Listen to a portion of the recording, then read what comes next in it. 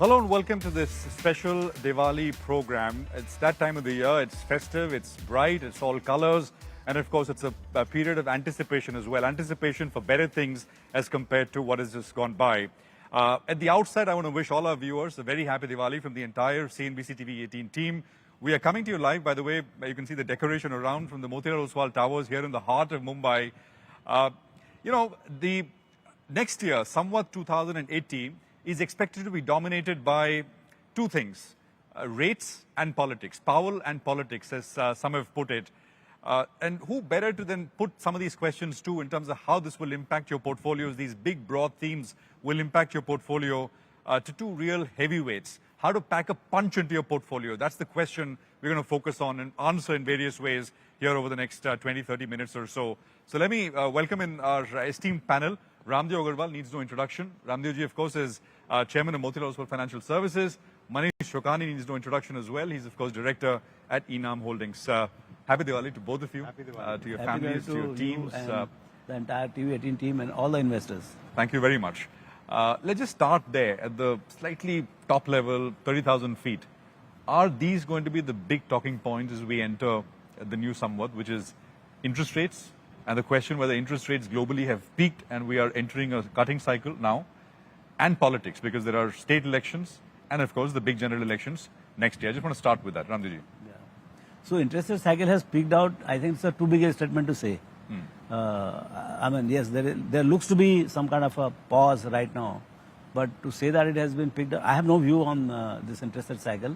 But one thing is for sure that what we have seen last 10-15 years of sub-zero or zero kind of a thing where 12, 15, 13 trillion dollars of bonds, particularly in Europe, went below zero. So that era is over. You know, what started in 80s from 15-16% 10 year to zero, I think that one phase in pendulum is done. And now, as Howard Marks says, you know, pendulum moves all the way up. So from zero we have come to 5.5%. Whatever happens, I don't know, but it is definitely not going to go back to zero immediately. And this is the extreme, the other end of the pendulum, 5. I don't know. It can swing more. You don't know. I mean, that's what I'm saying. When you said that we have peaked out, I don't know. Okay. So what I'm saying is that, for sure, even 5% is not what the world is designed for. You know, world is designed for 1 or 2% types. Yeah. So I think it is an era of little more expensive money, little tighter money, and it will have its own repercussion. Like what we are seeing, that FIs are continuously selling because they are finding far more attractive opportunity in the debt side out there. I would think that high multiple companies will come down here also. Okay. Manish, two questions. One is, there has been no price to be paid so far. We've not had a price to pay, right? I mean, last cycle we had a big price to pay in 2008 because we had 450 basis points of tightening. This cycle we had about that much, 475 basis points from where we started to now. I'm talking about the Fed rates. Markets are okay, I mean, right? I mean, by and large. So that is one. Second, if, as Raamdeo ji also said, we don't know if rates are at a peak and they start to come down, will that unleash a gush of liquidity into equities, into markets like India? Go on. So let's separate the two out. So first, fundamentally, what you're saying is right, that the rate cycle is not yet peaked. And in fact, Jamie Dimon is on record to say he expects it to go to 7%. 7%. The fact is, this time the pain has been taken by the central bank because they've subsidized all these fellows where the rate increases have not affected them. Because people have booked their mortgages and passed on the pain to the effectively the National Housing Board in the US. And the central banks actually are technically all bankrupt. And while they are trying to tighten, the fiscal side is as loose as ever. So the US government is printing money like no tomorrow. They have an interest burden now, which is $1 trillion a year, which is 4-5% of GDP for a country whose collection is 9. And this is the best economy in the world. So how Japan has been bankrupt for the last 30 years and slowly decaying, the same thing has happened to UK, the same thing has happened to Europe, it's happening to US. So I call this the Japanification of the developed world. But they don't have the US dollar. None of the other countries have the dollar. You know, we call it the pirate plank. When you walk off the ship on the plank, until that Minsky moment comes, and then you suddenly splash into the water, you feel things are fine. So I think that moment is going to come, and there will be massive disruption, in my mind, in the currency markets, which will be sparked by a bond market event.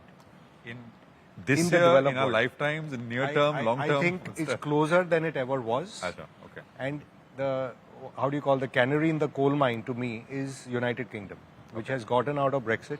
Right. That currency has no business to be whatever 100 to the rupee. And you see, even when Tata goes with a $300-400 million investment, the Prime Minister is standing in attendance.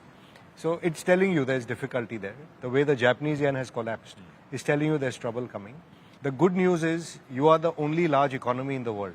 By the way, India. it doesn't have to come if rates have peaked and we start at some point, rates start to go down, right? It doesn't have to happen. So, well, that was one reason why people were selling banks in India as well. Because if you think rates are going up and I'm going to lose on bonds, so they were selling financials globally and they just followed that trade over here.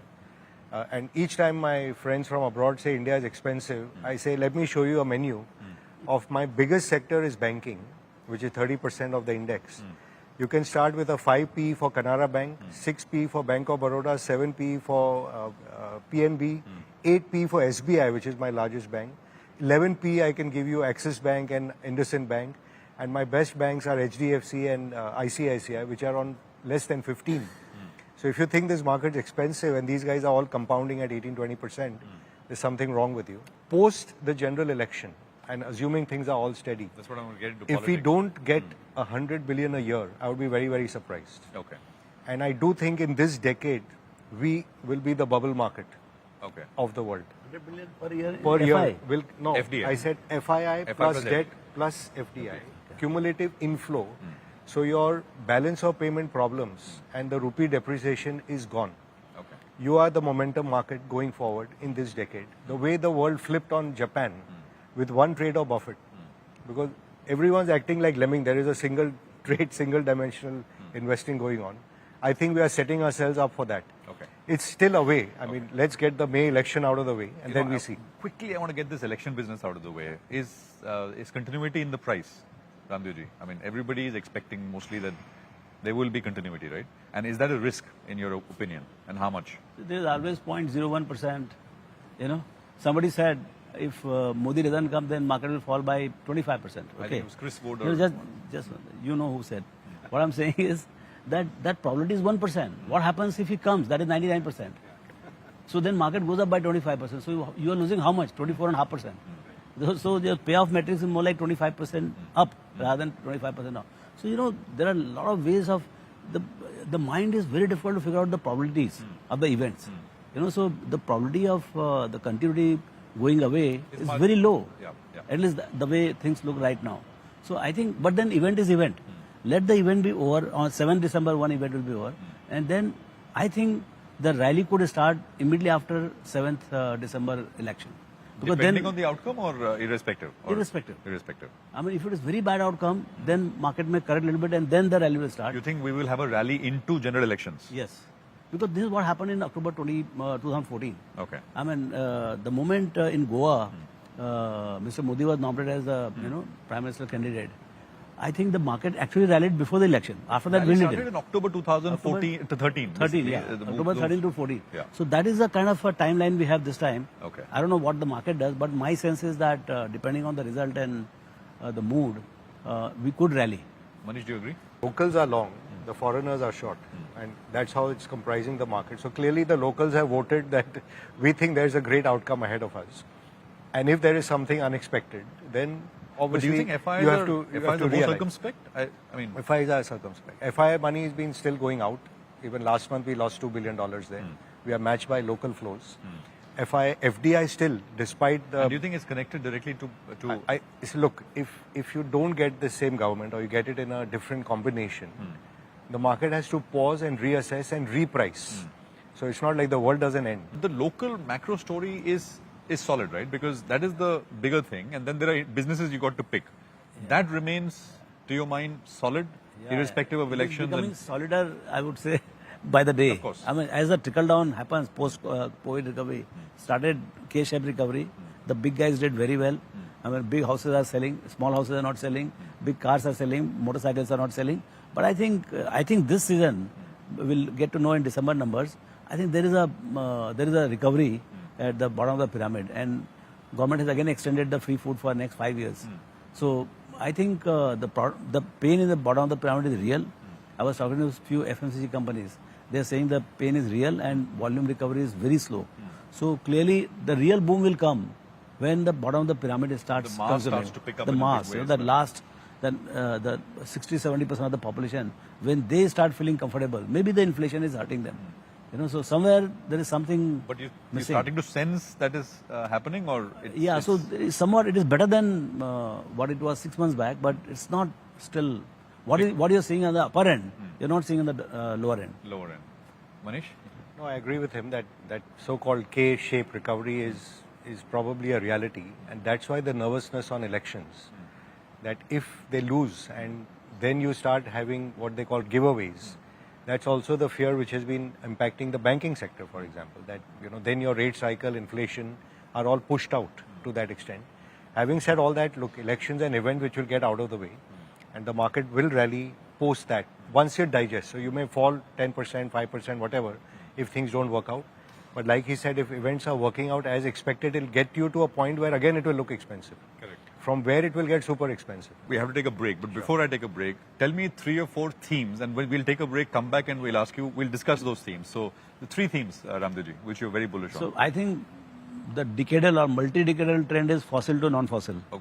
Okay. Then you have the IC to EV. Okay. Then you have the super cycle of your real estate. Right. Financialization has been Then something financialization of the savings. Okay. I think for us closer home, Okay. financialization of saving will have a huge effect on the economy also. Got it. So we'll discuss this. Manish?